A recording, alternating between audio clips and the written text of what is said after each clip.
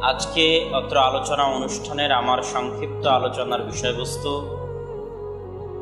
আশুরা বা আশুরা মুহররমের সঠিক ইতিহাস। আশুরা শব্দটি আশরুন থেকে নির্গত। আশরুন মানে 10, আর 10কে যখন আমরা বাংলাতে বলি দশম, সেটাই আরবিতে আশরুন থেকে আশুরা। 10 দিন আর দশম দিনের মধ্যে পার্থক্য আছে। 10 দিন মানে পূর্ণ 10টা দিন, 1 দিন 2 দিন 3 দিন 4 দিন 10 দিন। আর দশম দিন মানে 1 দিন, সেটা একটা নির্দিষ্ট দিন, সেটা হচ্ছে 10 নাম্বার দিন। তো আরবিতে আশরুন 10 দিন, আর আশুরা মানে দশম দিন, 10 নাম্বার দিন। কোন মাসের 10 নাম্বার দিন? মুহররম মাসের 10 নাম্বার দিন। মুহররম মাস হচ্ছে হিজরি বছরের প্রথম মাস।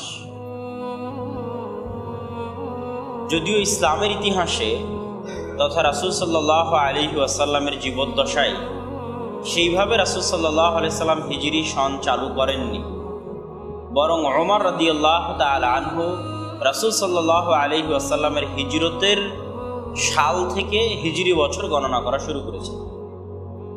তথা এখন যত হিজরি, আজ থেকে এত বছর পূর্বে আল্লাহ রাসূল মক্কা থেকে মদিনায় হিজরত করেছিলেন সাল্লাল্লাহু আলাইহি ওয়াসাল্লাম।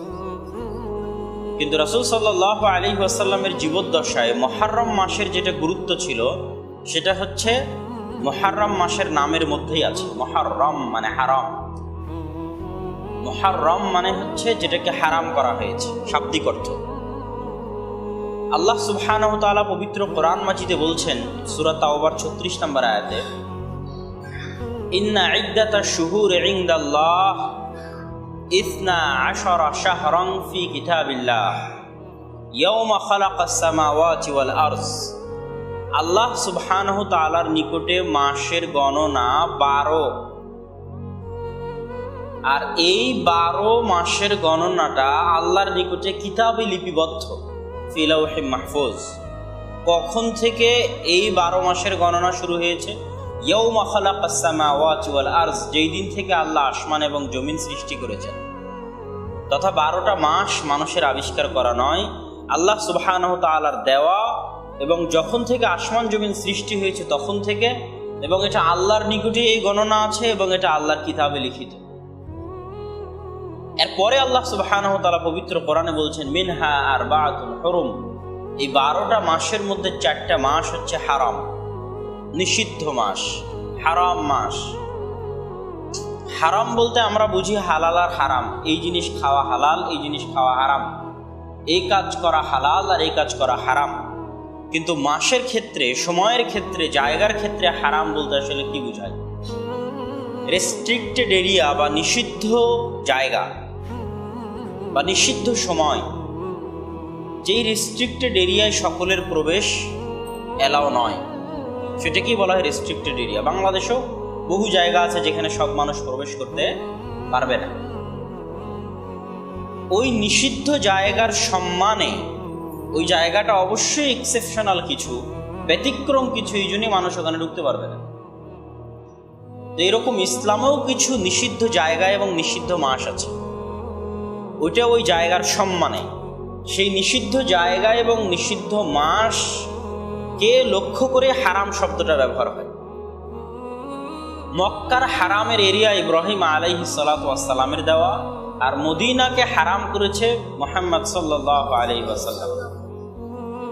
ওই হারাম এরিয়ার মধ্যে কোনো গাছকে উপড়ে ফেলা, কোনো গাছকে ধ্বংস করা, কোনো পশু পাখি শিকার করা, কোনো মানুষকে হত্যা করা, সবকিছু নিষিদ্ধ। ওটা রেস্ট্রিক্টেড এরিয়া, এবং সেটার মধ্যে কোনো অমুসলিম প্রবেশ করতে পারবে না। এবং এই নিষিদ্ধ এরিয়ার আর একটা গুরুত্ব হচ্ছে, তার মধ্যে কেউ যদি গুনাহের কাজ করে, তাহলে স্বাভাবিক অবস্থায় গুনাহের কাজের চাইতে নিষিদ্ধ এরিয়াতে গুনাহের কাজ করলে গুনাহ ডবল হবে। ঠিক নিষিদ্ধ মাসেরও এটা গুরুত্ব যে কেউ অন্য মাসে গুনাহ করলে যা গুনাহ হবে, নিষিদ্ধ মাসের কোনো এক মাসের কোনো এক দিনের কোনো এক সময়ে গুনাহ করলে স্বাভাবিক অবস্থায় গুনাহের চাইতে ডবল গুনাহ হবে। একটা গুনাহের গুনাহ আর একটা হচ্ছে ওই মাসের সম্মান হানির গুনাহ। এই নিষিদ্ধ 4টা মাসের সালাসাতুন মুতাওয়ালিয়াত, 3টা হচ্ছে পরস্পর, যুল কায়দা, যুল হিজ্জাহ আর মুহররম। যুল হিজ্জা মাসে আমরা হজ পালন করেছি, তার আগের মাস যুল কায়দা আর হজের পরের মাস মুহররম। এই আরেকটা হচ্ছে এই 3টা পরস্পর মাস, আর একটা হচ্ছে রজব, যেটা পরস্পর নয়, রজব শাবান পরস্পর নয়, আলাদা এক জায়গায়। এই নিষিদ্ধ মাসগুলোর আরেকটা বড় থেকে বড় হুকুম হচ্ছে এই নিষিদ্ধ মাসগুলোতে যুদ্ধ বিগ্রহ নিষিদ্ধ। আর এই যে আল্লাহ সুবহানাহু ওয়া তাআলা এই 4টা মাসকে হারাম করেছেন, এটা আজকে থেকে নয়, ইয়াউমা খালাকাস সামাওয়াতি ওয়াল আরদ, আসমান জমিন সৃষ্টিকাল থেকে আল্লাহ সুবহানাহু ওয়া তাআলা হারাম করেছেন, কোরআনের আয়াত বলছে। এই জন্য জাহেলি যুগের কাফের মুশরিকরা এই 4টা মাসকে সম্মান করত। এই 4টা মাসে তারা যুদ্ধ বিগ্রহ করত না, যুদ্ধ বিগ্রহ চলন্ত থাকলে বন্ধ করে দিত এই 4 মাসের সম্মানে। কি জন্য? এই 4 মাসে যদি যুদ্ধ চলে তাহলে মানুষ হজ করতে পারবে না। যুল কায়দাতে মানুষ হজ করতে যাবে, যুল হিজ্জাতে হজ সম্পূর্ণ করবে, আর মুহররমে হজ সম্পূর্ণ করে ফিরে আসবে। এই জন্য পরপর 3 মাস শান্তি শৃঙ্খলার সাথে হজ সম্পূর্ণ করার জন্য যুদ্ধ বিগ্রহ নিষিদ্ধ। এবং এখনো এই হুকুম বলবৎ যে কোনো মুসলমান দেশ এই 3 মাস বা এই 4 মাসের সম্মানে নিজে থেকে যুদ্ধ শুরু করবে না, যতক্ষণ না চাপিয়ে দেওয়া হবে। কেউ হামলা করলে আত্মরক্ষা করতে হবে, তার জন্য যুদ্ধ করতে হলে সেটার জন্য আমি বাধ্য। কিন্তু কোনো মুসলিম এবং কোনো মুসলিম শাসক, কোনো মুসলিম খলিফা এই 3-4 মাসে নিজে থেকে যুদ্ধ আরম্ভ করবে না, এবং তার পক্ষে যদি যুদ্ধ বন্ধ করা সম্ভব হয় তো যুদ্ধ বন্ধ করে দিবে। এটাই 4 মাসের হুকুম। তাহলে মুহররম মাসের সবচেয়ে বড় ফজিলত হচ্ছে এটা হারাম মাস, এই জন্যই তার নাম মুহররম। নাম মুহররম মানে হারাম, নিষিদ্ধ মাস। আর দুনিয়ার যেগুলো শ্রেষ্ঠ দিন আছে রমজান বাদে, সব শ্রেষ্ঠ দিনগুলো এই হারাম মাসগুলোর মধ্যে আছে। আপনি আরাফার দিন বলেন হারাম মাসের মধ্যে, আপনি যুলহিজ্জার প্রথম 10 দিন বলেন হারাম মাসের মধ্যে, যেটা আপনারা কুরবানির আগে বক্তব্যে শুনেছেন যে আল্লাহ সুবহানাহু ওয়া তাআলার নিকটে সবচেয়ে প্রিয় আমল হচ্ছে যুলহিজ্জা মাসের প্রথম 10 দিনের আমল। এটা কোন মাসের মধ্যে? হারাম মাসের মধ্যে। আ'যামু আইয়ামিল্লাহ, আল্লাহর দিনগুলোর মধ্যে সবচেয়ে মহান দিন হচ্ছে ইয়াউমুন নাহর, কুরবানির দিন। এটা কোন মাসের মধ্যে? হারাম মাসের মধ্যে। ইসলামের 5টা স্তম্ভের একটা বড় স্তম্ভ হজ, যেটার জন্য বাইতুল্লাহ, ওই বাইতুল্লাহ কেন্দ্রিক সম্পাদিত হওয়া বিশাল বড় কেন্দ্রীয় ইবাদত সম্পূর্ণ হয় কোন মাসে? হারাম মাসে। এবং আশুরাও কোন মাসে? হারাম মাসে। তাহলে প্রথমত আমাদের নিকটে এটা বুঝতে হবে যে এই 4 মাসের আলাদা ফজিলত আছে, এবং মুহররম মাসের সবচেয়ে বড় ফজিলত হচ্ছে এটা হারাম মাস। হারাম মাসের বিষয়ে আল্লাহ সুবহানাহু ওয়া তাআলা পবিত্র কোরআন মাজিদে আরো একটা আয়াত বলেছেন, ইয়া আইয়ুহাল্লাযীনা আমানু লা তুহিল্লু শাআইরাল্লাহ ওয়ালা শাহরাল হারাম, তোমরা শাহরে হারামকে নিজেদের জন্য হালাল বানিয়ে নিও না। এটা আল্লাহ সুবহানাহু ওয়া তাআলা বলেছেন। আর মুহররম মাস বিষয়ে রাসূল সাল্লাল্লাহু আলাইহি ওয়াসাল্লামের হাদিস হচ্ছে আফজালুস সিয়ামে বা'দা রমাদান, রমজানের পরে সর্বশ্রেষ্ঠ সিয়াম শাহরুল্লাহিল মুহররম, আল্লাহর মাস মুহররম মাসের সিয়াম হচ্ছে রমজানের পরে সর্বশ্রেষ্ঠ সিয়াম। ওয়া আফজালুস সালাতি বা'দাল ফারিদা, আর ফরজ সালাতের পরে সর্বশ্রেষ্ঠ সালাত বা ইবাদত হচ্ছে তাহাজ্জুদের সালাত। এই জায়গাতে ইমাম নববী রাহিমাহুল্লাহ লিখছেন যে হাদিসের ভাষায় বোঝা যাচ্ছে যে শাহরুল্লাহিল মুহররম, আল্লাহর মাস মুহররম, এখানে আশুরাকে খাস করা হয়নি, পুরো মাসকে আল্লাহর মাস বলা হয়েছে, এবং পুরো মাসের সিয়ামকে আল্লাহ সুবহানাহু ওয়া তাআলার নিকটে প্রিয় বলা হয়েছে। যদিও অনেকেই বলেছেন যে এখানে শাহরুল্লাহিল মুহররমের সিয়াম দ্বারা আশুরার সিয়াম উদ্দেশ্য, কিন্তু ইমাম নববী বুঝাতে চেয়েছেন যে হয়তো আশুরা বাদেও আরও সিয়াম রাখা যেতে পারে নফল সিয়ামের নিয়তে। এবং তিনি এখানে আরও লম্বা আলোচনা করেছেন যে শাবান শ্রেষ্ঠ না মুহররম শ্রেষ্ঠ, কেন রাসূল সাল্লাল্লাহু আলাইহি ওয়াসাল্লাম রমজানের পরে একমাত্র পূর্ণাঙ্গ সিয়াম পালন করতেন কোন মাসে? শাবান মাসে। আর এই হাদিসে আবার তিনি বলছেন যে আল্লাহর নিকটে রমজানের পরে সর্বশ্রেষ্ঠ সিয়াম হচ্ছে শাহরুল্লাহিল মুহাররম, আল্লাহর মাস মুহাররমের সিয়াম। তো ওখানে উনি অনেক সূক্ষ্ম আলোচনা করেছেন যে রমজানের পরে তাহলে কি শাবান শ্রেষ্ঠ না মুহাররম শ্রেষ্ঠ। তো যেটাই হোক, আমরা এতটুকু বুঝতে পারছি যে মুহাররম মাসের শ্রেষ্ঠত্ব আছে, এবং বিশেষ করে আশুরার ফজিলতের উপর রাসূল সাল্লাল্লাহু আলাইহি ওয়াসাল্লাম বলেছেন ইউকাফিরুস সানা আল মাদিয়া, অতীতের এক বছরের গুনাহ মাফ করে দেয়। আর আরাফার সিয়াম এক বছর আগের এবং এক বছর পরের গুনাহ মাফ করে দেয়। তো এই সিয়ামের গুরুত্ব এবং ফজিলত সীমাহীন ও অপরিসীম। আর রাসূল সাল্লাল্লাহু আলাইহি ওয়াসাল্লাম কেন সিয়াম রাখতেন, সেটাই হচ্ছে আশুরার সঠিক ইতিহাস, যে রাসূল সাল্লাল্লাহু আলাইহি ওয়াসাল্লাম কেন সিয়াম রাখতেন। রাসূল সাল্লাল্লাহু আলাইহি ওয়াসাল্লাম যখন মদিনায় হিজরত করলেন, যেহেতু মক্কায় অধিকাংশ ছিল মুশরিক কাফের পৌত্তলিক মূর্তি পূজক, তেমন ইহুদি নাসারা ছিল না মক্কায়। খাদিজা রাদিয়াল্লাহু তাআলা আনহার চাচাতো ভাই ওয়ারাকা বিন নাওফেলের মতো গুটি কয়েক দুই একজন হয়তো আহলুল কিতাব মক্কায় ছিল, বাকি সবাই ছিল পৌত্তলিক মূর্তি পূজক। তো যখন তিনি মদিনায় হিজরত করলেন, তখন মদিনায় আহলুল কিতাবদের সংখ্যাধিক্য ছিল, ইহুদি নাসারাদের সংখ্যা অনেক ছিল। তো ইহুদিদেরকে আল্লাহ রাসূল দেখলেন যে তারা আশুরার দিন সিয়াম পালন করতেছে। তখন তিনি তাদেরকে জিজ্ঞেস করলেন যে কি জন্য তোমরা সিয়াম পালন করতেছো। তারা উত্তরে বলল, এই দিনে আল্লাহ সুবহানাহু ওয়া তাআলা মূসা আলাইহিস সালাতু ওয়াস সালামকে ফেরাউনের কবল থেকে নাজাত মুক্তি দিয়েছিলেন এবং ফেরাউনকে ডুবিয়ে মেরেছিলেন। তখন রাসূল সাল্লাল্লাহু আলাইহি ওয়াসাল্লাম উত্তরে বলছেন, আনা আহাক্কু বিমূসা মিনকুম, মূসা আলাইহিস সালাতু ওয়াস সালামের খুশিতে তোমরা যতটুকু আনন্দিত হওয়ার হকদার, আমি মুহাম্মদ সাল্লাল্লাহু আলাইহি ওয়াসাল্লাম মূসা আলাইহিস সালাতু ওয়াস সালামের খুশিতে তার চেয়ে বেশি আনন্দিত হওয়ার হকদার, অতএব আমিও সিয়াম পালন করব। তখন তিনি সিয়াম পালন করা শুরু করলেন। একটা সময় দেখা গেল যে মানুষজন মনে করতে লাগলো যে মুহাম্মদ সাল্লাল্লাহু আলাইহি ওয়াসাল্লাম আহলুল কিতাবদের অনুসরণ করতেছে। যেমন আল্লাহ সুবহানাহু ওয়া তাআলা যখন কিবলা চেঞ্জ করে দিলেন, তখনও মুনাফিকরা মন্তব্য শুরু করলো যে তিনি আহলুল কিতাবদের অনুসরণ করতেছেন। যদিও রাসূল সাল্লাল্লাহু আলাইহি ওয়াসাল্লাম কিবলা পরিবর্তন হওয়া চাচ্ছিলেন না, এবং উনি যেই পরিবার থেকে এসেছেন, যেই ফ্যামিলি থেকে এসেছেন, যেই বংশে বেড়ে উঠেছেন, তাদের নিকটে কাবার উপরে কিছু নাই।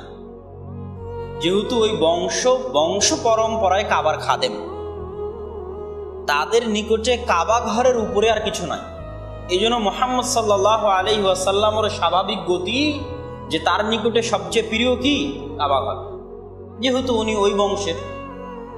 আর উনি যেহেতু তাওরাত বা ইনজিল পড়া জানতেন না বা পড়েননি, সেহেতু বাইতুল মুকাদ্দাস বিষয়ে তার কাছে জ্ঞান থাকবে এটাও ভাবা যায় না।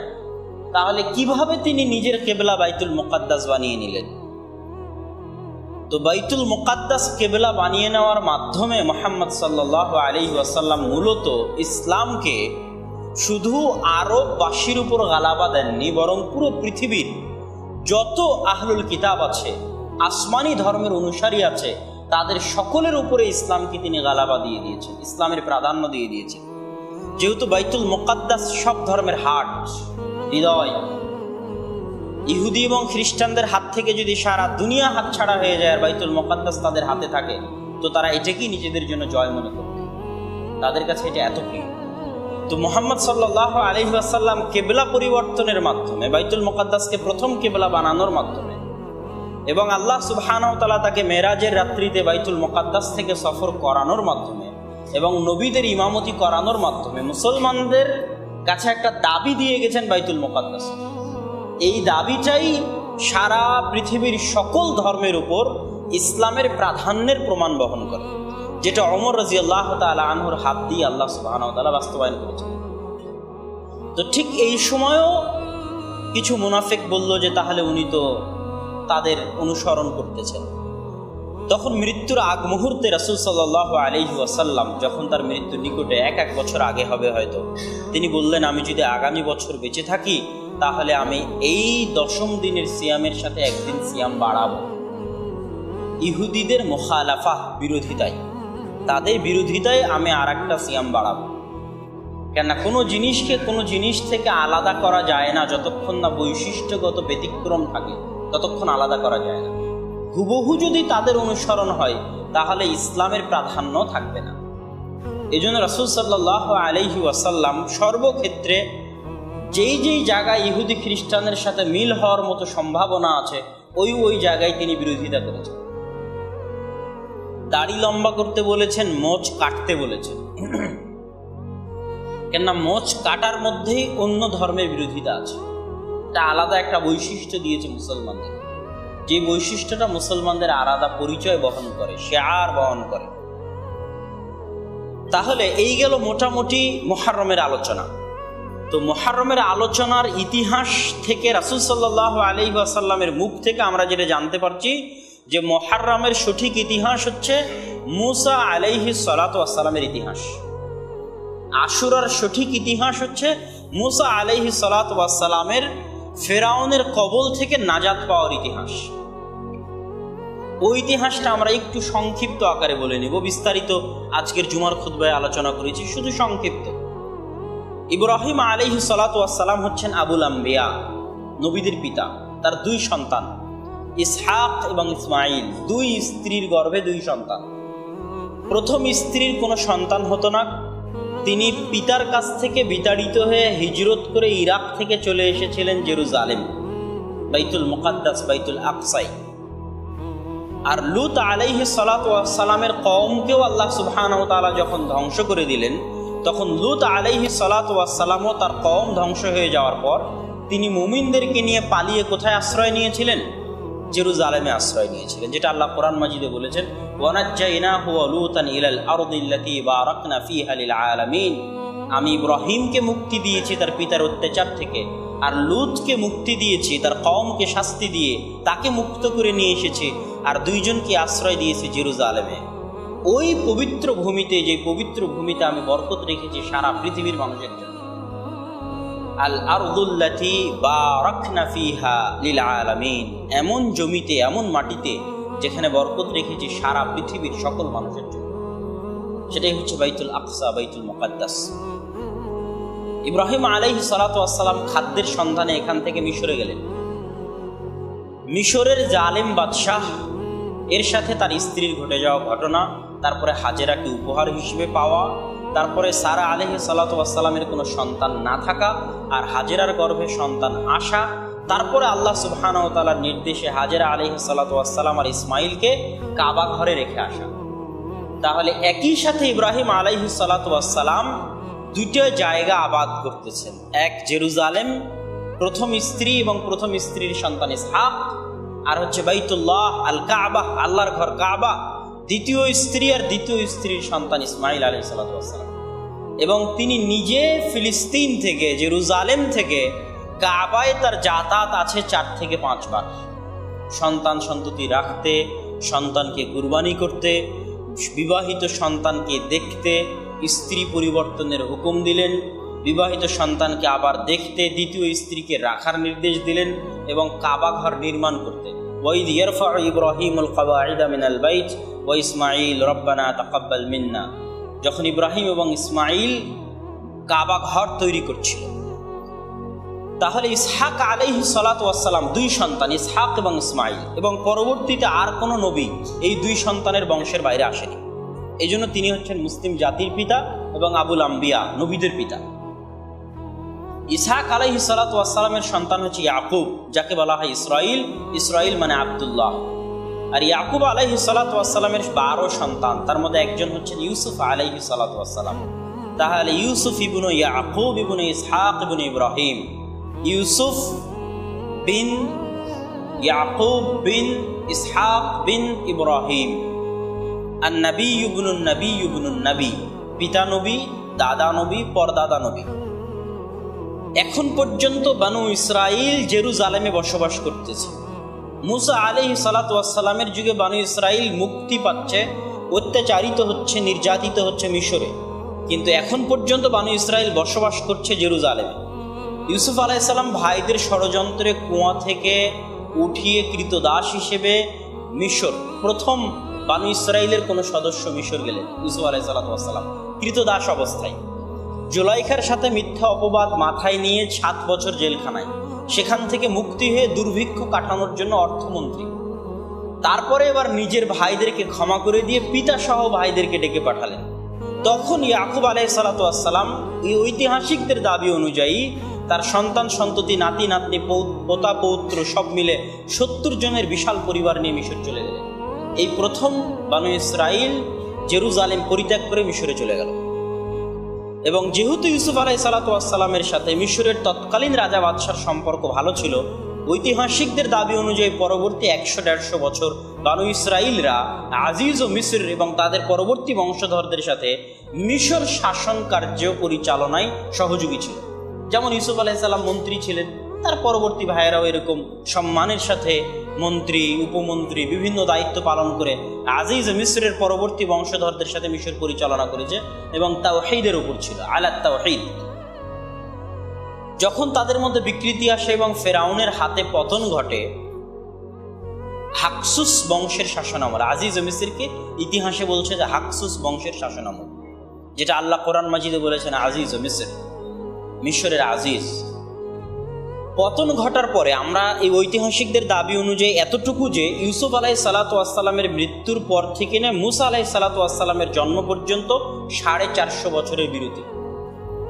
তাহলে ওই বানু ইসরাইলেই, যেই বানু ইসরাইল ইয়াকুব আলাইহিসসালাম সহ 70 জন মিলে জেরুজালেম থেকে মিশরে গেল, ফিলিস্তিন থেকে মিশরে গেল, ওই বানু ইসরাইলের ওপর যখন অত্যাচার শুরু হলো, তখন অত্যাচারিত, নির্যাতিত, মজলুম বানু ইসরাইলে 450 বছর পর মুসা আলাইহিসসালামের জন্ম হয়। তথা মুসা আলাইহিসসালামও কার বংশধর? ইব্রাহিম আলাইহিসসালামের বংশধর। মুসা আলাইহিসসালাম যেহেতু সব ছেলে সন্তানকে হত্যা করার নির্দেশ আছে এবং মেয়ে সন্তানদেরকে শুধু বাঁচিয়ে রাখতে হবে, এটা ফেরাউনের পক্ষ থেকে অর্ডার, এই জন্য আল্লাহ সুবহানাহু ওয়া তাআলা কৌশল করে তার মুজিজা দিয়ে, আল্লাহ সুবহানাহু ওয়া তাআলা তার অলৌকিক শক্তি দিয়ে তিনি মুসা আলাইহিসসালামকে ফেরাউনের ঘরেই লালন পালন করলেন। তারপরের ঘটনা সকলের নিকট প্রসিদ্ধ। যখন মুসা আলাইহিস সালাম বড় হলেন, তিনি দেখলেন তার বংশের লোকেরা মাজলুম।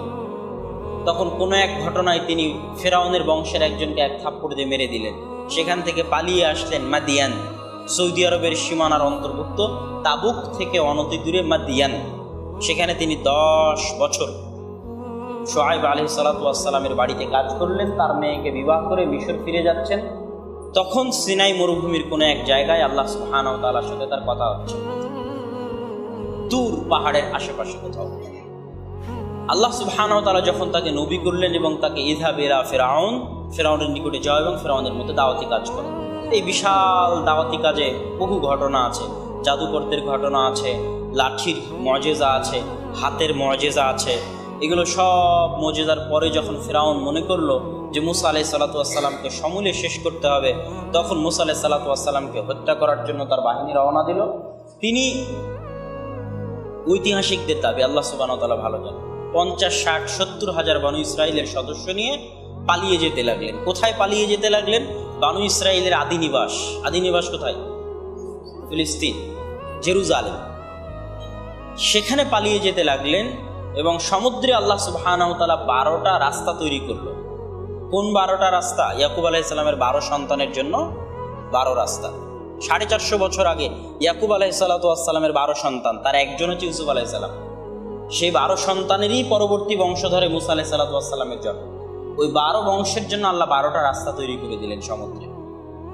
ওই 12 রাস্তা অতিক্রম করে যখন পার হয়ে আসলো, তারপর থেকে না সূরা বাকারায় আল্লাহ সুবহানাহু ওয়া তাআলা বানু ইসরাইলের নিমক হারামে, বানু ইসরাইলের সঠতা, বানু ইসরাইলের ধোঁকাবাজি, বানু ইসরাইলের আল্লাহ সুবহানাহু ওয়া তাআলার নির্দেশকে লঙ্ঘন করা, আল্লাহ সুবহানাহু ওয়া তাআলার নিয়ামতকে অস্বীকার করা, নাশুকরি এবং মুসা আলাইহিসসালাম বানু ইসরাইল থেকে ত্যক্ত বিরক্ত হয়ে যাওয়া, এই বিস্তর ঘটনা সবগুলোই হচ্ছে ফিরআউনের মৃত্যুর পরে এবং বানু ইসরাইলের নাজাতের পরে। আর মানুষের মনে প্রশ্ন জাগে, মানুষ বলে যে কেন মুসা আলাইহিস সালাম পাল্টা ফিরে গেলেন না মিশরে? উনি কেন মিশরে ফিরে যাবেন? ওনার মনের উদগ্র বাসনা যে ওনার বাপ দাদা যেই ভিটাতে ছিল ফিলিস্তিন, জেরুজালেম, সেখানে উনি যাবেন। উনি ওখানে যাওয়ার জন্য পালিয়ে এসেছেন এবং ওনার টার্গেট ওখানে যাওয়া, এবং সেখানে যাওয়ার জন্য আল্লাহর জিহাদের আদেশ আসলো মুসা আলাইহিস সালাতু ওয়াস সালামের প্রতি, যাও জেরুজালেম বিজয় করো। তখন ওখানে আমালেকা গোত্রের শক্তিশালী সুঠাম বিশাল দেহের অধিকারী মানুষজন সেখানে বসবাস করে। তো এই যে সিনাই মরুভূমি, লোহিত সাগর পার হওয়ার পরে যে বিশাল সিনাই মরুভূমি, যেটা এখনো ম্যাপে দেখা যায়, মিশর এবং ইসরায়েল এবং ফিলিস্তিনের মাঝামাঝি যে অঞ্চল, এই অঞ্চলের যে ঘটনাগুলো, এই ঘটনাগুলি আল্লাহ সুবহানাহু ওয়া তাআলা কোরআনে বলেছে একের পর এক। তাদের নিমক হারামের ঘটনা, আল্লাহ তাদেরকে মেঘ দিয়ে ছায়া দিয়েছেন, জান্নাত থেকে মান্না ও সালোয়া দিয়েছেন। সেই জান্নাতের মান্না এবং সালোয়া তারা আল্লাহকে বলেছে, মুসা আলাইহিস সালামকে বলেছে যে হে মুসা, আপনি আল্লাহকে বলেন ফাদউ লানা রাব্বাক, আমরা এই লান নাসবিরা আলা তুআমিন ওয়াহিদ, এই এক খাদ্যের উপর আমরা ধৈর্য ধারণ করতে পারবো না। আল্লাহ যেন পেঁয়াজ, রসুন, তেল, আদা, ডাল ইত্যাদির আল্লাহ সুবহানাহু ওয়া তাআলা যেন ব্যবস্থা করে দেয়। তারপরে আল্লাহ সুবহানাহু ওয়া তাআলা তাদের জন্য ঝর্ণার সৃষ্টি করে দিয়েছেন, যেহেতু মরুভূমিতে পানির সংকট ছিল। ফানফাজারাত মিনহু ইসনাতা আশারাতা আয়না ওয়া ইসতাসকা মুসা কওমা, যখন মুসার কওম মুসার নিকটে পানি চাইল, তখন তিনি লাঠি দিয়ে পাথরে বাড়ি দিলেন, পাথর থেকে 12টা ঝর্ণাধারা বের হলো। ইয়াকুব আলাইহিস সালামের 12 সন্তানের জন্য 12টা ঝর্ণাধারা। এভাবে আল্লাহ সুবহানাহু ওয়া তাআলা তাদের উপর তার দয়া এবং অনুগ্রহের বর্ষণ এই সিনাই মরুভূমিতে আছে। কিন্তু তাদের নিমক হারামি অসংখ্য এবং অগণিত।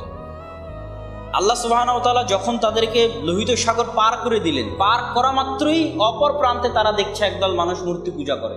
তখন আল্লাহ কোরআনে বলছে যে তারা বলল মুসা আলাইহিস সালামকে, ফাজআল লানা আলিহা কামা লাহুম আলিহা, ওদের যেমন ইলাহ আছে আমার জন্য আপনি ইলাহ, আমাদের জন্য আপনি ইলাহ বানিয়ে দেন।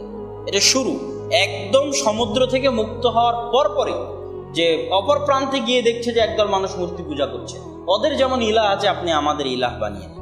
তারপর মুসা আলাইহিস সালাতু ওয়াস সালামকে ওয়াইদ ওয়া'আদনা মুসা 40 লাইলা, সব এগুলো সূরা বাকারায় আছে। একাধারে এক সিরিয়াল আল্লাহ সুবহানাহু ওয়া তাআলা বনী ইসরাঈলের ঘটনা বলে গেছে। যখন আমি মুসাকে 40 দিনের জন্য তুর পাহাড়ে ডেকে পাঠালাম ইবাদতের জন্য, ওই 40 দিনের শেষ 10 দিন হচ্ছে যুলহিজ্জার প্রথম 10 দিন, আর 30 দিন হচ্ছে যুলকাআদার 30 দিন। তাহলে যুলকাআদাও হারাম মাস, যুলহিজ্জাও হারাম মাস। তাহলে মুসা আলাইহিস সালাম আল্লাহর ইবাদত করলেন তুর পাহাড়ে হারাম মাসে, যুলকাআদার 30 দিন আর শেষ 10 দিন যুলহিজ্জার প্রথম 10 দিন। মুসা আলাইহিস সালাতু ওয়াস সালাম আল্লাহর ইবাদত করে তাওরাত নিয়ে আসলেন, তারা তাওরাত মানল না। কি বললো? যে আমরা আল্লাহকে আরিনাল্লাহ জাহরা, আল্লাহকে আমরা প্রকাশ্যে দেখতে চাই, না হলে মানব না। তখন মুসা আলাইহিস সালাম তাদের একটা বিশাল 60-70 জনের একটা দল নিয়ে আল্লাহকে দেখানোর জন্য নিয়ে গেলেন। আল্লাহর তাজাল্লিতে তারা অজ্ঞান হয়ে পড়ে গেল এবং মারা গেল। তুম্মা বাআসনাহুম মিন বা'দি মাউতিহিম, মুসা আলাইহিস সালাম বললেন যে এদেরকে যদি মৃত্যু হয় তাহলে আমি আমার কওমের কাছে কি জবাব দিব? তখন আল্লাহ তাদেরকে বাঁচিয়ে দিলেন। ফিরে এসে দেখছেন যে তারা বিত্তিখাদিকুমুল ইজল, তারা কি করেছে? গোবৎস পূজা শুরু করেছে। মাত্র 40 দিনের অনুপস্থিতিতে বানু ইসরাইল গরুর বাছুরের পূজা শুরু করেছে। এটা দেখে মুসা আলাইহিস সালাতু ওয়াস সালাম ক্ষিপ্ত হয়ে গেলেন। এইভাবে তাদের আল্লাহর প্রত্যেকটা নির্দেশ এবং প্রত্যেকটা আদেশ লঙ্ঘনের ধারা অব্যাহত থাকলো। সর্বশেষ যে নির্দেশটা তারা লঙ্ঘন করলো, যখন তারা খাবার চেয়ে বসলো যে এই এক মান্না সালোয়া আমাদের পছন্দ হচ্ছে না, আমরা খাবার চাই, জমিন থেকে উৎপাদিত ডাল, রসুন, পেঁয়াজ ইত্যাদি চাই, তখন আল্লাহ তাদেরকে বললেন যে তোমরা যদি খাবারই চাও তাহলে খাবার পাওয়ার একটা ব্যবস্থা আছে। ইয়া কওমি দুখুলুল আরদাল মুকাদ্দাসা আল্লাতী কাতাবাল্লাহু লাকুম, ওই যে পবিত্র ভূমি জেরুজালেম, ওই জেরুজালেমে আমালেকা গোত্র বসবাস করে, তাদেরকে জিহাদ করে সরিয়ে তোমাদেরকে দখল করতে হবে, এটা আল্লাহ তোমাদের জন্য লিখে রেখেছে। তখন বনী ইসরাইল মুসা আলাইহিস সালামকে বলল, ইয়া মুসা ইন্না ফিহা কওমান জাব্বারিন, মুসা আলাইহিস সালাম ওখানে তো অনেক শক্তিশালী জাতি আছে, ওদের সাথে আমরা যুদ্ধ করতে পারবো না। ফাযহাব আনতা ওয়া রাব্বুকা ফাকাতিলা, মুসা আলাইহিস সালাম আপনি যান আর আপনার প্রতিপালক গিয়ে যুদ্ধ করেন। নাউযুবিল্লাহি মিন যালিক। এটা হচ্ছে তাদের নিমক হারামির সর্বশেষ স্তর ছিল।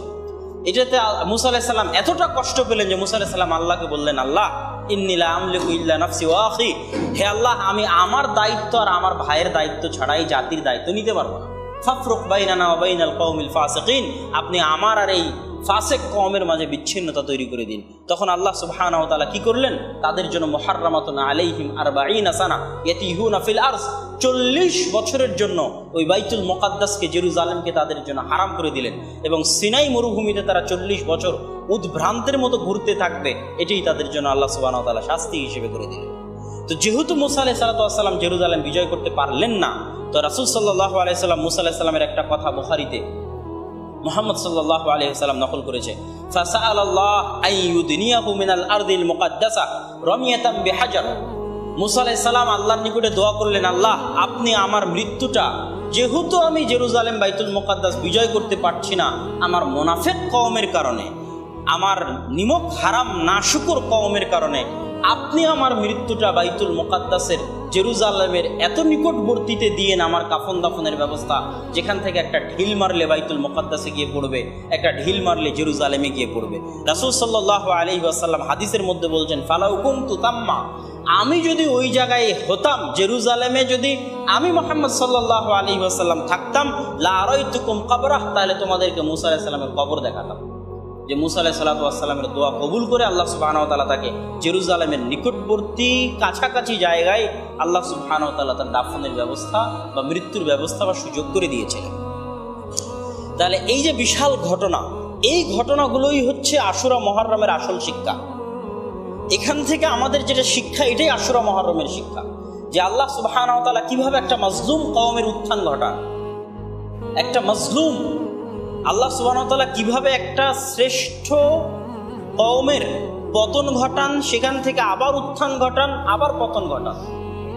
কিভাবে ইউসুফ আলাইহিস সালাতু ওয়াস সালাম গোলাম হিসেবে আসলেন, সেখান থেকে মিথ্যা অপবাদ মাথায় নিয়ে জেল খেটে রাজত্বের দায়িত্ব পেলেন, সেখান থেকে পুরো পরিবার ফিলিস্তিন থেকে হিজরত করে আসলো, শান শওকতের জীবন যাপন করলো।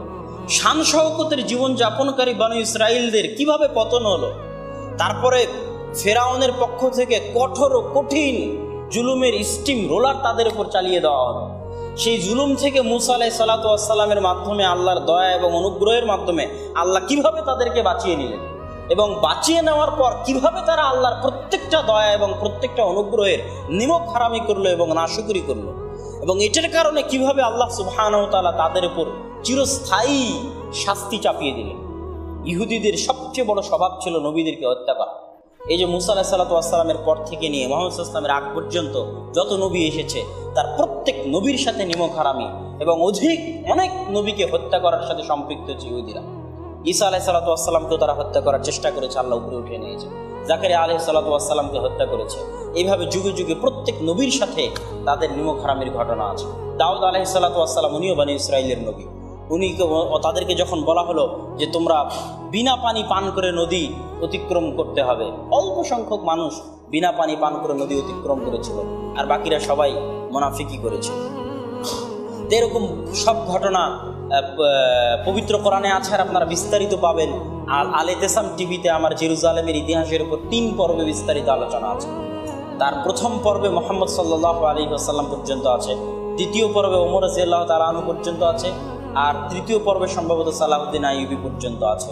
ওখানে বিস্তারিত এখনকার আজকের আলোচনার চাইতে বিস্তারিত পাবে। তাহলে এই উত্থান পতনের এখান থেকেই হচ্ছে মুসলিম জাতি শিক্ষা নিতে হবে, যে আপনি সর্বনিম্ন অবস্থায় থাকলেও আল্লাহর রহমত এবং দয়া থেকে হতাশ হওয়া যাবে না। মুসা আলাইহিস সালাতু ওয়াস সালামের যেই জায়গা থেকে উত্থান হয়েছে, ওখান থেকে কেউ উত্থানের কল্পনা করতে পারে না, আশা করতে পারে না মানুষ। ইউসুফ আলাইহিস সালামের যেই জায়গা থেকে উত্থান হয়েছে, সেখান থেকে উদ্ধারের আশা মানুষ করতে পারে না। একটা অন্ধকার কূপে একটা নাবালক বাচ্চা পড়ে আছে, যে কোনো মুহূর্তে মৃত্যু হতে পারে। সে মানুষের বাড়িতে কৃতদাস গোলাম হিসেবে আছে, সে বিশাল একটা মিথ্যা অপবাদ মাথায় নিয়ে জেলখানায় আছে, সে কিভাবে পরের দিন মন্ত্রী হয়? আর মুসা আলাইহিস সালাম যেখানে সব পুরুষ সন্তানকে জবাই করে দেওয়া হবে, সেখানে কিভাবে তিনি যে বাদশাহ অর্ডার দিচ্ছে হত্যা করার, তার বাড়িতে বসবাস করে কিভাবে তিনি বনি ইসরাইল কওমকে নিয়ে উদ্ধার করে জেরুজালেমের মাঝামাঝি, মিশর এবং জেরুজালেমের মাঝামাঝি সিনাই মরুভূমিতে আসলেন। এই যে চরম বিপদগ্রস্ত অবস্থায় আল্লাহর রহমত থেকে হতাশ না হওয়া, এবং আল্লাহর রহমত পাওয়ার পর আল্লাহর রহমতের সাথে নিমক হারামি না করা, আল্লাহর প্রত্যেকটা নেয়ামতের শুকরিয়া আদায় করার চেষ্টা করা, এটাই হচ্ছে আশুরার সবচেয়ে বড় শিক্ষা। এই আশুরার শিক্ষা নিয়ে মুসলমানদেরকে সামনে আগাতে হবে। এখন আমাদের সমাজে আশুরা কেন্দ্রিক কি চলে? আমাদের সমাজে আশুরা কেন্দ্রিক যেটা চলে, এটার সাথে ইসলামের কোনো সম্পর্ক নাই। কি জন্য কোনো সম্পর্ক নাই? হোসাইন রাদিয়াল্লাহু তাআলা আনহুর মৃত্যু রাসূল সাল্লাল্লাহু আলাইহি ওয়াসাল্লামের জীবদ্দশায় না তার পরে? পরে। ফাতেমা রাদিয়াল্লাহু তাআলা আনহার মৃত্যু রাসূল সাল্লাল্লাহু আলাইহি ওয়াসাল্লামের জীবদ্দশায় না তার পরে? পরে। আর যেহেতু ওহী নাজিল হবে রাসূল সাল্লাল্লাহু আলাইহি ওয়াসাল্লামের জীবদ্দশা পর্যন্ত, তার মানে রাসূল সাল্লাল্লাহু আলাইহি ওয়াসাল্লামের মৃত্যুর পরে যা কিছু ঘটেছে তা ইতিহাস হতে পারে, কোরআন এবং হাদিসের অংশ নয়। কোনো অপশনই নাই, কিভাবে হবে? এটা ইতিহাসের একটা ধারা, পরম্পরা হতে পারে, কিন্তু কোরআন হাদিসের অংশ হওয়ার সুযোগ নাই। তাহলে যে আশুরার সিয়ামের কথা আল্লাহ, যেই মুহররমের মাসের কথা আল্লাহ সুবহানাহু ওয়া তাআলা পবিত্র কোরআনে বলেছেন, আর যে আশুরার সিয়ামের কথা আল্লাহ রাসূল হাদিসে বলেছেন, সেটার সাথে হোসাইন রাদিয়াল্লাহু তাআলা আনহুর মৃত্যুর ঘুণাক্ষরেও কোনো সম্পর্ক নাই। এই জন্য নাই যে তখন ওহী বন্ধ হয়ে গেছে, আর এই হাদিসগুলো, আয়াতগুলো যখন অবতীর্ণ হচ্ছে তখন হোসাইন রাদিয়াল্লাহু তাআলা আনহুর মৃত্যু হয়নি। সুতরাং এটার সাথে কোনো কানেকশন নেই। তারপরও যেহেতু আমাদের সমাজে চলে আলোচনা, এবং আমাদের সমাজগুলো শিয়া প্রভাবিত সমাজ, ভারত, পাকিস্তান, বাংলাদেশ কি প্রভাবিত সমাজ? শিয়া প্রভাবিত। তার একটা আলামত আমার বক্তব্যগুলোতে আছে যে সবার নামের শেষে হাসান আর হোসাইন আছে, আর আলী আছে, সবার নামের শেষে। মানে হাসান আর হোসাইন না লাগালে নাম পূর্ণ হবে না। এটা কি প্রভাব? শিয়া প্রভাব, আমাদের অজান্তে, যদিও আমরা শিয়া নই। কোন সাহাবীর নামের শেষে হাসান হোসেন আছে নাকি? নাই। কিন্তু আমাদের নাম পূর্ণ হবে না কি ছাড়া? নামের শেষে হাসান যোগ করতে হবে অথবা হোসাইন যোগ করতে হবে। এটা আমাদের অজান্তে শিয়া প্রভাব। হাসান এবং হোসাইন রাদিয়াল্লাহু তাআলা আনহুমা এবং আলী রাদিয়াল্লাহু তাআলা আনহুর ফজিলত অগণিত, সীমাহীন এবং অপরিসীম। সাইয়্যিদা শাবাবে আহলিল জান্নাহ, জান্নাতের যুবকদের সর্দার রাসূল সাল্লাল্লাহু আলাইহি সাল্লামের ঘোষণা। মান আহাব্বাহুমা ফাকাদ আহাব্বানি, হাসান এবং হোসাইনকে যে ভালোবাসবে সে আমি মুহাম্মদ সাল্লাল্লাহু আলাইহি ওয়াসাল্লামকে ভালোবাসবে। ওমান আবগাযাহুমা ফাকাদ আবগাযানি, আর হাসান এবং হোসাইন রাদিয়াল্লাহু তাআলা আনহুমার সাথে যে ঘৃণা রাখবে সে কার সাথে ঘৃণা রাখলো? মুহাম্মদ সাল্লাল্লাহু আলাইহি ওয়াসাল্লামের সাথে ঘৃণা রাখলো। কেন? হাসান এবং হোসাইন হচ্ছে একাধারে মুহাম্মদ সাল্লাল্লাহু আলাইহি ওয়াসাল্লামের কোলে মানুষ হওয়া, মুহাম্মদ সাল্লাল্লাহু আলাইহি ওয়াসাল্লামের আদর যত্নে মানুষ হওয়া, মুহাম্মদ সাল্লাল্লাহু আলাইহি ওয়াসাল্লামের ভালোবাসায় মানুষ হওয়া, মানে মুহাম্মদ সাল্লাল্লাহু আলাইহি ওয়াসাল্লামের সন্তানের মতো। কিসের মতো? সন্তানের মতো। একাধারে তিনি তার নিজ মেয়ে ফাতেমা রাদিয়াল্লাহু তাআলা আনহার সন্তান, একাধারে তিনি তার নিজ চাচা আবু তলেবের ছেলে আলী ইবনে আবু তলেবের সন্তান, আর আলী ইবনে আবু তলেব নিজেও বিশাল মর্যাদার অধিকারী। ইসলামের সর্বশ্রেষ্ঠ খোলাফায়ে রাশিদিনের 4জন খলিফার একজন খলিফা হচ্ছেন আলী রাদিয়াল্লাহু তাআলা আনহু। তারও সন্তানকে হাসান এবং হোসেন রাদিয়াল্লাহু তাআলা আনহু। তাহলে পিতার দিক থেকে, মায়ের দিক থেকে, নানার দিক থেকে, সকল দিক থেকে তারা সর্বোচ্চ বংশের সন্তান, সবচেয়ে মর্যাদামণ্ডিত বংশের সন্তান। সুতরাং তাদের সাথে বিদ্বেষ পোষণ করার, তাদের প্রতি ঘৃণা পোষণ করার কোনো মুমিনের বিন্দুমাত্র অধিকার নেই। কিন্তু অতিরঞ্জিত ভালোবাসার নাম দিয়ে ইসলামকে বিকৃত করারও সুযোগ নাই, যেটা মুহাম্মদ সাল্লাল্লাহু আলাইহি ওয়াসাল্লামের সাথেও নাই। ইসলামে কি শুধু হাসান এবং হোসাইন রাদিয়াল্লাহু তাআলা আনহুর মৃত্যু হয়েছিল? মুহাম্মদ সাল্লাল্লাহু আলাইহি ওয়াসাল্লামের কি মৃত্যু হয়নি? হয়েছে। আবু বকর রাদিয়াল্লাহু তাআলা আনহুর কি মৃত্যু হয়নি? হয়েছে। আপনি বলবেন যে মুহাম্মদ সাল্লাল্লাহু আলাইহি ওয়াসাল্লাম স্বাভাবিক মারা গেছে, আবু বকর রাদিয়াল্লাহু তাআলা আনহু স্বাভাবিক মারা গেছে, কিন্তু ওমর রাদিয়াল্লাহু তাআলা আনহু কি স্বাভাবিক মারা গেছে না হত্যা করা হয়েছে? হত্যা করা হয়েছে। ওমর রাদিয়াল্লাহু তাআলা আনহু কি হাসান হোসেন রাদিয়াল্লাহু তাআলা আনহুর চেয়ে শ্রেষ্ঠ না শ্রেষ্ঠ নয়? আপনাদের আকীদা কি? ওমর রাদিয়াল্লাহু তাআলা আনহু কি হাসান এবং হোসেন রাদিয়াল্লাহু তাআলা আনহুর চেয়ে শ্রেষ্ঠ না শ্রেষ্ঠ নয়? শ্রেষ্ঠ, নিঃসন্দেহে শ্রেষ্ঠ। উসমান রাদিয়াল্লাহু তাআলা আনহু কি এমনি স্বাভাবিক মারা গেছে না হত্যা করা হয়েছে? হত্যা করা হয়েছে। উসমান রাদিয়াল্লাহু তাআলা আনহুমা কি হাসান এবং হোসেন রাদিয়াল্লাহু তাআলা আনহুর চেয়ে শ্রেষ্ঠ না শ্রেষ্ঠ নয়? নিঃসন্দেহে শ্রেষ্ঠ। তাহলে ওমর রাদিয়াল্লাহু তাআলা আনহুর মৃত্যু কি মুসলিম উম্মার জন্য কষ্টের নয়? আপনারা কি মনে করেন? তাকে হত্যা করা কি মুসলিম উম্মার জন্য কষ্টের নয়? উসমান রাদিয়াল্লাহু তাআলা আনহুকে কোরআন পাঠরত অবস্থায় হত্যা করা কি মুসলিম উম্মার জন্য কষ্টের নয়? তাহলে আপনি একটা দিনও মনে রাখলেন না কোন দিন ওমর রাদিয়াল্লাহু তাআলা আনহুকে হত্যা করা হলো, সেই দিনে আপনার কোনো মাতম নাই, কোনো তাজিয়া মিছিল নাই।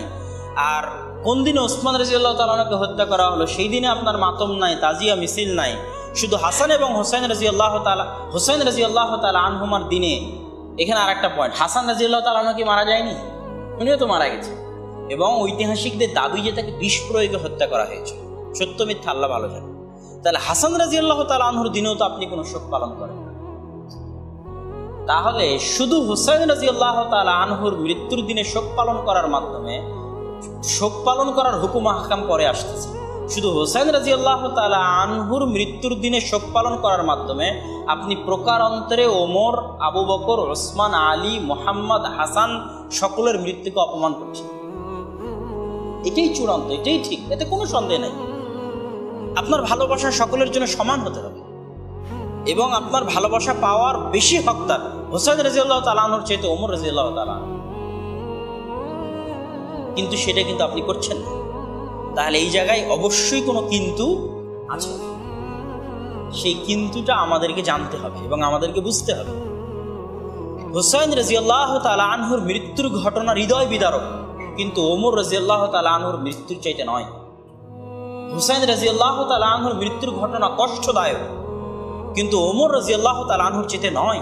কেন? ওমর রাদিয়াল্লাহু তাআলা আনহু বেশি শ্রেষ্ঠ, উসমান রাদিয়াল্লাহু তাআলা আনহু বেশি শ্রেষ্ঠ। এবার আসি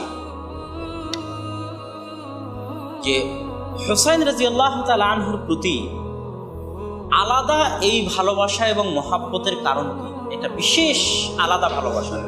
এমনকি শিয়াদের যে 12 ইমাম আছে, ওই 12 ইমামকেও তারা যে সবসময় বলে যে রাসূল সাল্লাল্লাহু আলাইহি ওয়াসাল্লামের বংশধর, আলে মুহাম্মদ সাল্লাল্লাহু আলাইহি ওয়াসাল্লামের বংশধর, এবং যারা মুহাম্মদ সাল্লাল্লাহু আলাইহি ওয়াসাল্লামের বংশধরের প্রতি ঘৃণা রাখে তারা তাদেরকে গালিগালাজ করে। তো মুহাম্মদ সাল্লাল্লাহু আলাইহি ওয়াসাল্লামের বংশধর কি হোসেন রাদিয়াল্লাহু তাআলা আনহু একাই? আব্বাস রাদিয়াল্লাহু তাআলা আনহু কি মুহাম্মদ সাল্লাল্লাহু আলাইহি ওয়াসাল্লামের বংশধর নন? নিজ চাচা আব্বাস রাদিয়াল্লাহু তাআলা আনহুর ছেলে আব্দুল্লাহ বিন আব্বাস কি মুহাম্মদ সাল্লাল্লাহু আলাইহি ওয়াসাল্লামের বংশধর নন? অবশ্যই বংশধর। এবং তাদের পরবর্তী সন্তান সন্ততি কি মুহাম্মদ সাল্লাল্লাহু আলাইহি ওয়াসাল্লামের বংশধর নন? অবশ্যই বংশধর। কিন্তু শিয়াদের যে 12 ইমাম আছে, ওই 12 ইমামের প্রত্যেকটা ইমাম হুসাইন রাদিয়াল্লাহু তাআলা আনহুর বংশ থেকে তারা চয়ন করেছে।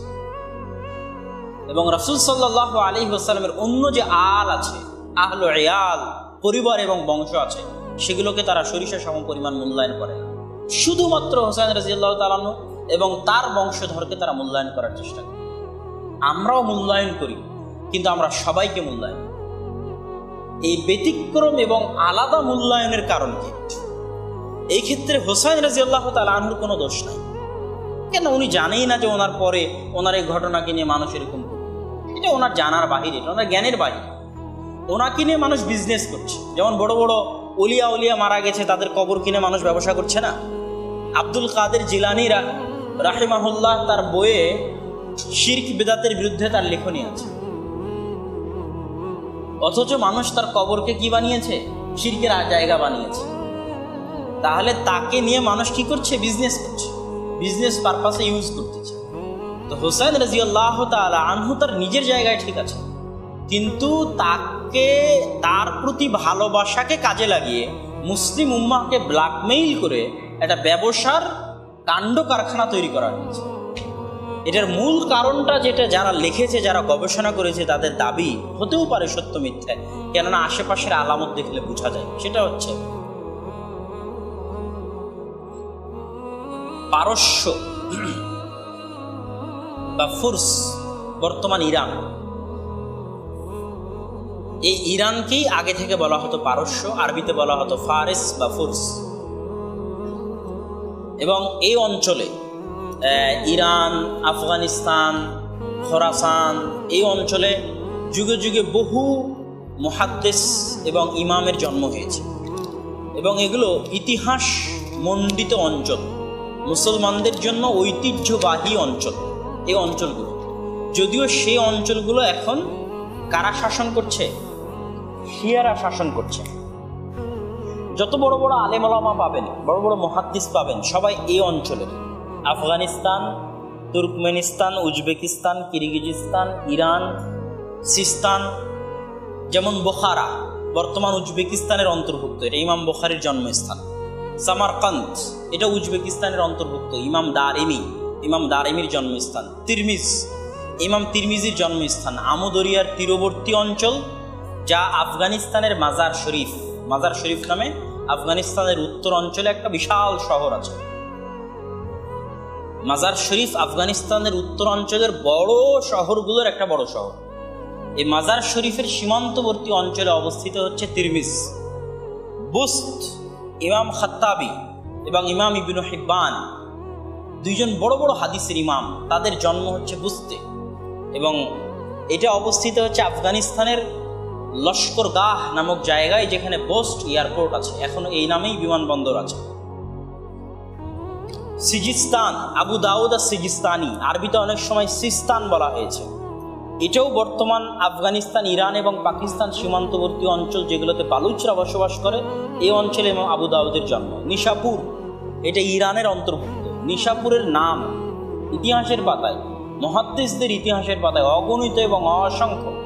ইমাম বুখারী রাহিমাহুল্লাহ হিজরত করে যেখানে গেছিলেন, বোখারা থেকে হিজরত করে, সেই জায়গার নাম নিশাপুর। ইমাম মুসলিম, সহিহ মুসলিমের লেখক, ইমাম মুসলিমের জন্মস্থান, বেড়ে ওঠা নিশাপুর। ইমাম হাকিম, মুস্তাদরাকে হাকিমের লেখক, জন্মস্থান, বেড়ে ওঠা রাত তাদরিস, নিশাপুর। ইমাম ইবনে খুজাইমা, জন্মস্থান, বেড়ে ওঠা, লেখালেখি, গবেষণা, নিশাপুর।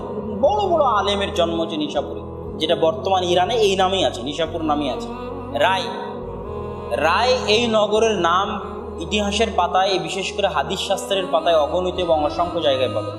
ইমাম আবু হাতেম আর রাজি, ইমাম আবু জুরআ আর রাজি, যত ইমামের নামের শেষে রাজি আছে সবাই এই রায়ের অধিবাসী। রায়ের দিকে নিসবত করে তাদের নামের শেষে রাজি লাগানো হয়েছে। এটা ইরানের রাজধানী তেহরানের অনেক নিকটবর্তী অঞ্চল, তথা ইরানের রাজধানী তেহরান গড়ে উঠেছে রায় নগরকে কেন্দ্র করে। বাগলান, এটা আফগানিস্তানের একটা অঞ্চল। কুতাইবা বিন সাঈদ আল বাগলানি, কুতুবে সিত্তার সকল 6 জন মুহাদ্দিসেরই উস্তাদ। বুখারী খুলেন, কুতাইবা বিন সাঈদ আল বাগলানির হাদিস পাবেন, হাদ্দাসানা কুতাইবা, এটা দিয়ে শুরু হবে। মুসলিম, আবু দাউদ, নাসাই, তিরমিজি, ইবনে মাজাহ, হাদিস শুরুই হবে হাদ্দাসানা কুতাইবা। কুতাইবা ইবনে সাঈদ আল বাগলানি আফগানিস্তানে একটা অঞ্চল, সেখানে তার জন্ম। জুজাজান, ইমাম আবু ইসহাক আল জুজাজানি, ইনিও আফগানিস্তানের একটা অঞ্চল, সেখানে তার জন্ম। মারভ, ইংরেজিতে মারভ নামে পরিচিত। মারওয়াজি নামে যত ইমাম আছে, মারওয়াজি, আব্দুল্লাহ ইবনুল মুবারক আল মারওয়াজি, ইমাম ইসহাক ইবনে রাহওয়াই আল মারওয়াজি নামে যত ইমাম আছে সবাই এই অঞ্চলের। এটা তুর্কমেনিস্তানের অন্তর্ভুক্ত। তো এই জায়গাগুলো, যে জায়গাগুলোতে আজ ইরানের অন্তর্ভুক্ত বা ইরানের আশেপাশে, এগুলোর সাথে ইসলামের ইতিহাস এবং মুহাদ্দিসদের সম্পর্ক চিরন্তন এবং চিরকালীন। এবার আমি আসল আলোচনায় আসি। এই পারস্যদের পতন ঘটে ওমর রাদিয়াল্লাহু তাআলা আনহুর হাতে। ওমর রাদিয়াল্লাহু তাআলা আনহুর শাসন আমলে পারস্যের পতন ঘটে। আর পারস্যরাই একমাত্র জাতি যারা, বা শিয়ারা, বর্তমান পারস্যের শিয়ারা, তারাই একমাত্র জাতি যারা মনে প্রাণে ইসলাম মেনে নিতে পারেনি। পৃথিবীর অধিকাংশ কওম যেখানে ইসলাম প্রবেশ করেছে, তারা মনে প্রাণে ইসলাম মেনে নিয়েছে। মনে প্রাণে ইসলাম মেনে নেওয়া কিভাবে বুঝবেন? আপনি নিজেকেও পরীক্ষা করতে পারেন যে আপনি মনে প্রাণে ইসলাম মেনেছেন কিনা।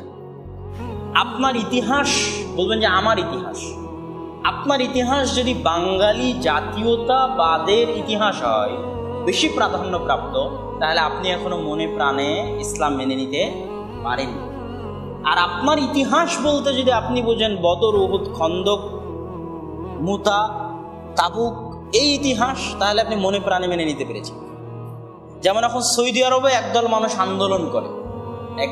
আন্দোলন করে যে এইটা আমাদের আরবদের বৈশিষ্ট্য নয়, এটা যে ইসলামের বৈশিষ্ট্য।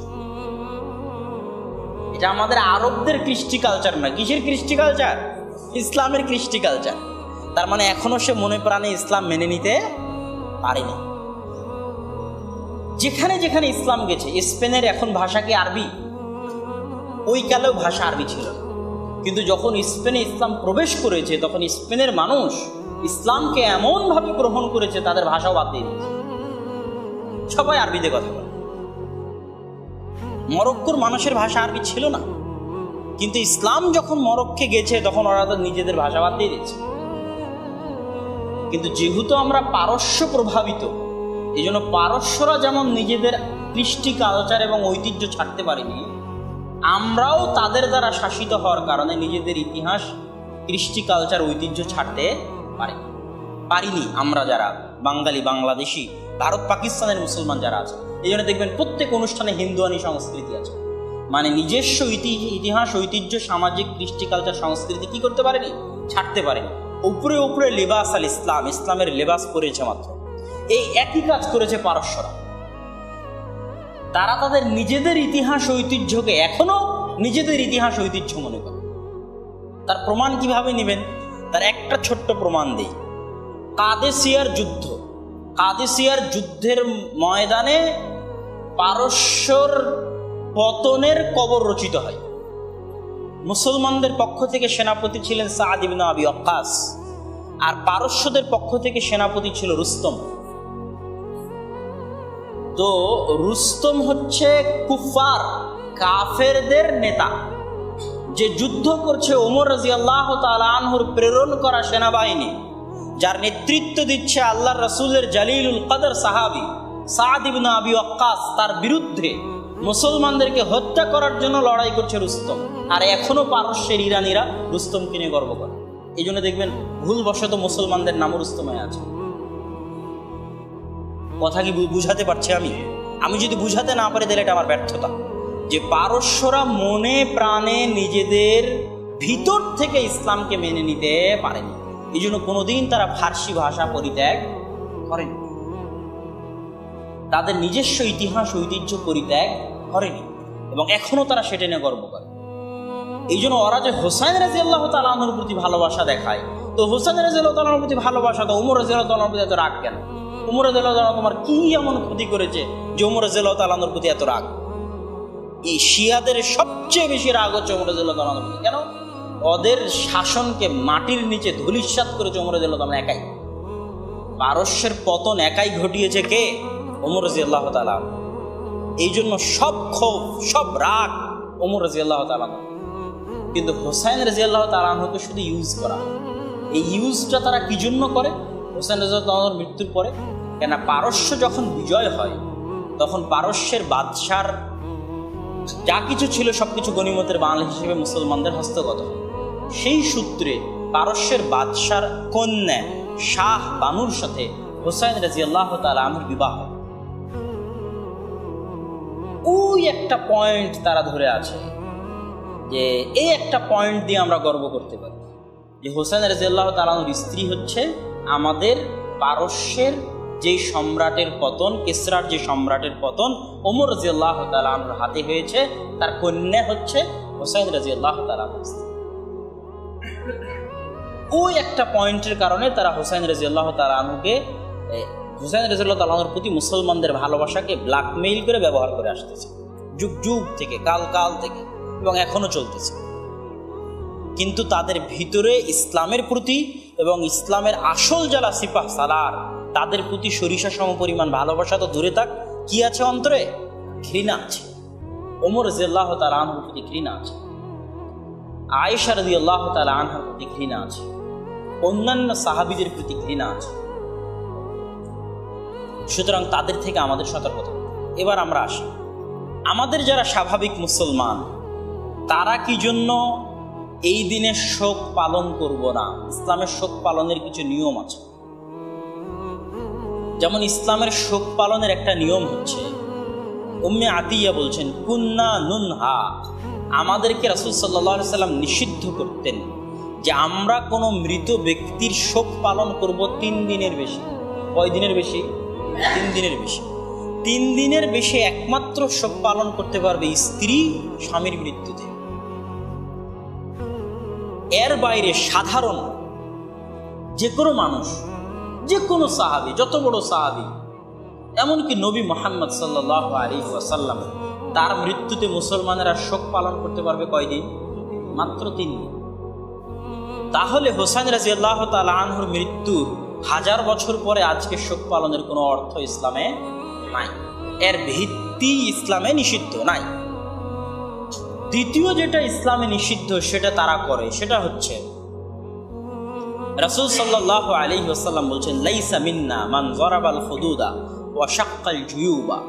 যারা শোক পালন করতে গিয়ে গাল ছিঁড়ে ফেলে, জামা কাপড় ছিঁড়ে ফেলে, তারা আমার উম্মতের অন্তর্ভুক্ত নয়।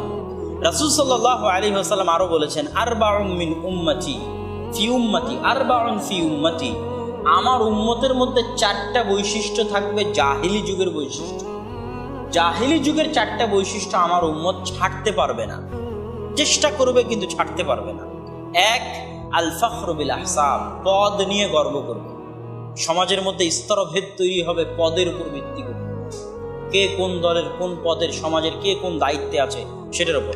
আত-তা'নু ফিল আনসাব, বংশ পরম্পরার উপর ভিত্তি করে গর্ব করা এবং পরস্পরকে ছোট করা, খাটো করা, যে অমুক অমুক বংশের, ছোট বংশের, গরিব বংশের, গরিব লোক, ছোট লোক, বেন্না লোক ইত্যাদি, আর আমি ভালো বংশের, আমার বাপ টাকাওয়ালা ইত্যাদি, হ্যান ত্যান।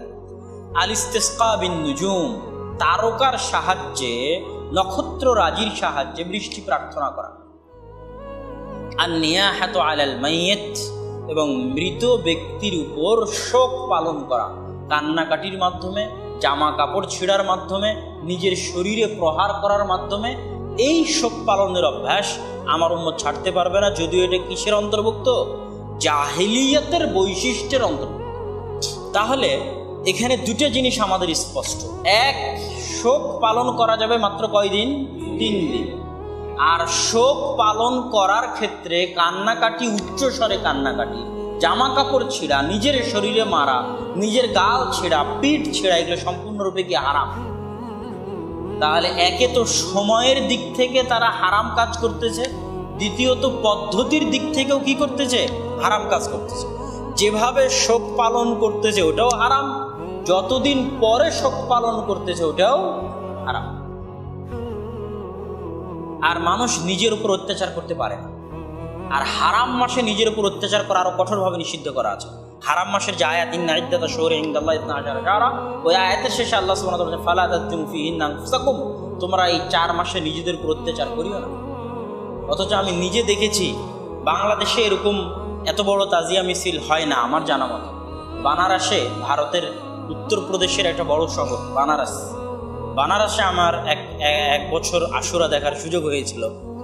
তো বিশাল এলাহি কারবার, লাখ লাখ নারী পুরুষ রাস্তায়, আর একদম খালি গায়ে ওই কাচির মতো ছুঁচালো, পাতা ধারালো, 4-5টা 7-8টা 10টা জিঞ্জিরের সাথে এর সাথে বাধা আছে। ওইটা গিয়ে জোরে জোরে পিঠের উপর মারতেছে, আর পিঠ একদম রক্তাক্ত, আর ছুরি দিয়ে মাথায় টান মারতেছে, মাথা থেকে রক্ত বের হচ্ছে। আর ওটাকেই নিজেদের বীরত্ব মনে করতেছে, মানে ইমানের পরীক্ষা মনে করতেছে যে কে কত বেশি কাটতে পারে। এইরকম নিজের উপর অত্যাচার করে, এটা ইসলামে আসলান হারাম। মানে মানুষ নিজের উপর অত্যাচার করবে, মানে আত্মহত্যা করবে, এটা কি জন্য? আত্মহত্যা করা কি জন্য হারাম? আত্মহত্যায় নিজের উপর অত্যাচার করা হয়, এই জন্য হারাম। মানুষ ইচ্ছা করে না খেয়ে থাকবে, অনশন পালন করবে, হারাম। কেন? এটা নিজের উপর অত্যাচার করা হয়। নিজের নাফসের উপর মানুষ অত্যাচার করতে পারে না, এটা টোটালি হারাম। তাহলে শোক পালনের এই পদ্ধতি সম্পূর্ণরূপে হারাম। তাহলে পদ্ধতিগতভাবেও তারা হারাম কাজ করতেছে, এবং মাত্র 3 দিন শোক পালন করার অনুমতি ছিল, সেখানে 1000 বছর পরে শোক পালন করতেছে। তাহলে এটা হচ্ছে পলিটিক্যালি ব্ল্যাকমেইল, আর পলিটিক্যাল ইস্যু আছে, রাজনৈতিক উদ্দেশ্য আছে। হোসাইন রাদিয়াল্লাহু তাআলার প্রতি ভালোবাসা উদ্দেশ্য নয়। আর সেই রাজনৈতিক উদ্দেশ্যের কথা আমরা আমাদের বক্তব্যে সংক্ষিপ্ত আকারে হলেও আলোচনা করার চেষ্টা করেছি। সম্মানিত উপস্থিতি, আজকের এই সংক্ষিপ্ত আলোচনার মোটামুটি আমরা শেষের দিকে চলে এসেছি। এই আলোচনার পরিপ্রেক্ষিতে আপনাদের সামনে এতটুকুই বলতে চাই, হ্যাঁ, এখানে আরেকটা কথা, যে শুধু যে ওই সময়ে মুসলমানদের সাথে শিয়াদের শত্রুতা ছিল এরকম না, পরবর্তীতে প্রত্যেক পদে পদে এবং পদক্ষেপে শিয়ারা আহলুস সুন্নাত ওয়াল জামাতের উপরে ইহুদি খ্রিস্টানদের চাইতে বেশি ভয়ঙ্কর। ইহুদি খ্রিস্টানরা যত নিষ্ঠুরভাবে আপনাকে আমাকে হত্যা করবে, তার চেয়ে বেশি নিষ্ঠুরভাবে তারা হত্যা করবে। এটা ইতিহাসে পরীক্ষিত। যেমন বাগদাদের পতনে তাদের হাত আছে, তারপরে ফিলিস্তিন যখন ক্রুসেডারদের হাতে চলে গেল তখন তাদের হাত আছে। সালাহুদ্দিন আইয়ুবী রাহিমাহুল্লাহ যখন ফিলিস্তিন দখল করতে চাইলেন তখন তার সাথে মুনাফিকি করা, তাকে পিছন থেকে টান দিয়ে ধরা, তার রাস্তায় বাধা সৃষ্টি করা, জেরুজালেম বিজয় করতে বাধা সৃষ্টি করা, পদে পদে মুনাফিকি করা, প্রত্যেক পদে শিয়াদের হাত আছে। সালাহুদ্দিন আইয়ুবী রাহিমাহুল্লাহকে জেরুজালেম বিজয় করা থেকে বিরত থাকার ক্ষেত্রে সেই ধারা এখনো অব্যাহত আছে। এবং সিরিয়াতে, ফিলিস্তিনে, ইয়েমেনে, এরকম বড় বড় দেশগুলোতে এখন শিয়া সুন্নির যে গৃহযুদ্ধ বলা হয়, এটার অবস্থা খুব নাজুক এবং খুব করুণ, খুবই নাজুক এবং খুবই করুণ। এবং সব জায়গাতেই ইরান সমর্থিত যে মিলিশিয়া বাহিনীগুলো আছে, তাদের সৈন্যবাহিনী গিয়ে, তাদের কমান্ডারেরা গিয়ে যেভাবে মুসলমানদের উপর অত্যাচার করে, নির্যাতন করে, এটা ভাষায় প্রকাশ করার। সুতরাং আমাদেরকে নিজেদের আকীদাগত কারণে এই জিনিসগুলো বুঝতে হবে এবং এই ধরনের যে কোনো আকীদা থেকে নিজেকে মুক্ত রাখতে হবে। এখানে আর একটা কথা বলে শেষ করি, সেটা হচ্ছে একদল মানুষ আছে নাসিবি। নাসিবি মানে যারা আলে বাইত তথা রাসূল সাল্লাল্লাহু আলাইহি ওয়াসাল্লামের পরিবারের প্রশংসা সহ্য করে না। আলী রাদিয়াল্লাহু তাআলা আনহুর প্রশংসা সহ্য করতে পারে না, হুসাইন রাদিয়াল্লাহু তাআলা আনহুর প্রশংসা সহ্য করতে পারে না, তাদেরকে বলা হয় নাসিবি। এরাও বাতিল ফিরকা। তথা আলুল বাইতকে ভালোবাসা শুধু হুসাইন রাদিয়াল্লাহু তাআলা নয়, হুসাইন রাদিয়াল্লাহু তাআলা আনহু সহ রাসূল সাল্লাল্লাহু আলাইহি ওয়াসাল্লামের পরিবার এবং বংশধরকে ভালোবাসা প্রত্যেক মুমিনের কর্তব্য। এই জন্য আমাদেরকে নাসিবিও হওয়া যাবে না, আমাদেরকে শিয়াও হওয়া যাবে না। আলী রাদিয়াল্লাহু তাআলা এবং হুসাইন রাদিয়াল্লাহু তাআলার প্রতি ঘৃণাও রাখা যাবে না, এবং যেইভাবে তাদের প্রতি ভালোবাসা মাত্রাতিরিক্ত করে অন্যান্য সাহাবীদের প্রতি ঘৃণা তৈরি করা হয়েছে সেটাও করা যাবে না। হুসাইন রাদিয়াল্লাহু তাআলা আনহুর হত্যায় ইয়াজিদ ইবনে মুআবিয়ার কোনো হাত আছে কিনা, এটা নিয়ে বিশাল তর্ক বিতর্ক, আলোচনা, মতভেদ আজকের নয়, যুগ যুগ থেকে চলে আসছে। যখন থেকে এই ঘটনা ঘটেছে ইয়াজিদের শাসন আমলে, এটাই ঠিক, এতে কোনো সন্দেহ নেই। ইয়াজিদের শাসন আমলে মদিনায় হাররার যুদ্ধ হয়েছে, ভয়ঙ্করতম যুদ্ধ। এই কারণে মদিনাবাসী ইয়াজিদকে পছন্দ করতো না, হিজাজবাসী। ইয়াজিদের শাসন আমলে হুসাইন রাদিয়াল্লাহু তাআলা আনহুর মৃত্যু হয়েছে, এটাও সত্য। এবং এটাও সত্য যে অন দ্য গ্রাউন্ড ফিল্ড, যুদ্ধের মাঠে ইয়াজিদ উপস্থিত ছিল না, এটা ঐতিহাসিকভাবে সত্য, এটা কেউ অস্বীকার করে না। যে যুদ্ধের মাঠে যখন যুদ্ধ হচ্ছে তখন ইয়াজিদ উপস্থিত ছিল, সে উপস্থিত থেকে হুসাইন রাদিয়াল্লাহু তাআলার বিরুদ্ধে যুদ্ধ করেছে, বা সে নিজে হাতে জবাই করেছে, হত্যা করেছে, এটা না। এটা সবাই জানে যে এটা সত্য। সে তখন কোথায় ছিল? দেমাস্ক, সিরিয়ার রাজধানী দেমাস্কে ছিল, আর ঘটনা ঘটতেছে ইরাকের কারবালায়। সুতরাং তার যুদ্ধের মাঠে উপস্থিত হওয়ার বা সরাসরি হুসাইন রাদিয়াল্লাহু তাআলাকে হত্যা করার সাথে কোনো সম্পর্ক নাই। সরাসরি হুসাইন রাদিয়াল্লাহু তাআলাকে হত্যা করার সাথে সম্পর্ক কার? উবাইদুল্লাহ বিন জিয়াদ, যে ওই যুদ্ধের মাঠে যুদ্ধরত সেনাবাহিনীর প্রধান ছিল, এবং সিমার, যে নিজে হত্যা করেছে সেই সিমার, এবং যিনি প্রধান দায়িত্বশীল ছিল উবাইদুল্লাহ বিন জিয়াদ তার। তবে যেহেতু শাসনামল ছিল ইয়াজিদের, এবং সে হত্যাকারীদের কি শাস্তি বিধান করেছে, এটা প্রশ্ন কিন্তু থেকে যায় এবং মানুষ প্রশ্ন উত্থাপন করে। এই জন্য ইয়াজিদ যে নিজেকে সম্পূর্ণরূপে মুক্ত ঘোষণা করতে পারবে বিষয়টা এরকমও নয়। এই জন্য যারা আহলুস সুন্নাত ওয়াল জামাতের মধ্যপন্থী সালাফাস সালেহ, ইবনু তাইমিয়া বলেন, ইবনু কাসির বলেন, যারা এই ইতিহাসগুলো নিয়ে বিশাল পর্যালোচনা করেছে, ইবনু কাসির বিদায়া ওয়ান নেহায়ার মধ্যে, ইবনু তাইমিয়া রাহিমাহুল্লাহ তার বিভিন্ন বইয়ের মধ্যে তারা এটাই বলেছে যে ইয়াজিদের জন্য দোয়াও করা যাবে না, ইয়াজিদের উপর অভিশাপও করা যাবে না। ইয়াজিদকে খুব ইমামুন আদেল, ন্যায়পরায়ণ শাসক, মহান ব্যক্তি এরকম মনে করা যাবে না, আবার ইয়াজিদকে কাফেরও মনে করা যাবে না। অন্যান্য মুসলিম শাসকদের মতো একজন মুসলিম শাসক, যার ভালো কাজও থাকতে পারে, খারাপ কাজও থাকতে পারে। হাজ্জাজ বিন ইউসুফ অন্যান্য মুসলিম শাসকদের মতো একজন শাসক, যে অত্যাচারী শাসক হিসেবে পরিচিত। তো ঠিক একই অবস্থা মনে করতে হবে ইয়াজিদের জন্য। আর ইয়াজিদের জন্য মুআবিয়া রাদিয়াল্লাহু তাআলা আনহুকে দোষারোপ করা যাবে না।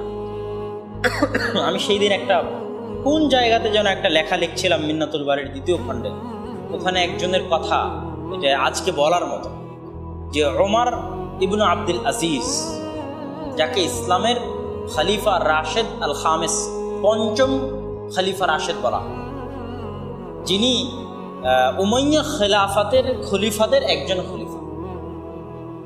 তো ওই জায়গায় মানুষ আলোচনা করেছে, আলেম ওলামা আলোচনা করেছে যে আবু বকর, ওমর, ওসমান, আলীর পরে দীর্ঘকাল শাসন চালিয়েছে মুআবিয়া রাদিয়াল্লাহু তাআলা, আর তার অনেক পরে আসছে ওমর ইবনে আব্দুল আজিজ।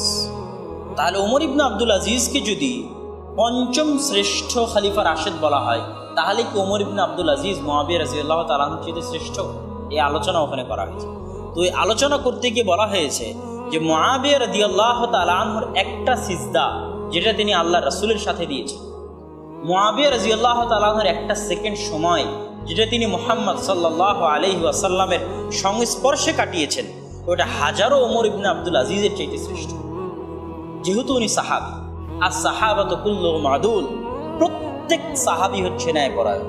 কোন সাহাবীর বিষয়ে সরিষা সমপরিমাণ কটূক্তি করা তার ঈমানের কমতির প্রমাণ বহন করে, তার ঈমানের ত্রুটির প্রমাণ বহন করে।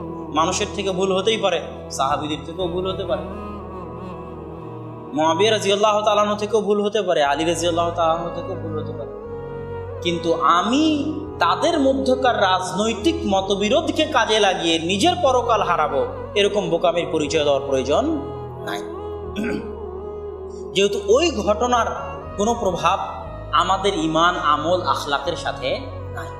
রাসূল সাল্লাল্লাহু আলাইহি ওয়াসাল্লাম জীবিত থাকা পর্যন্ত যা দিয়ে গেছেন ওটাই আমাদের নাজাতের জন্য যথেষ্ট।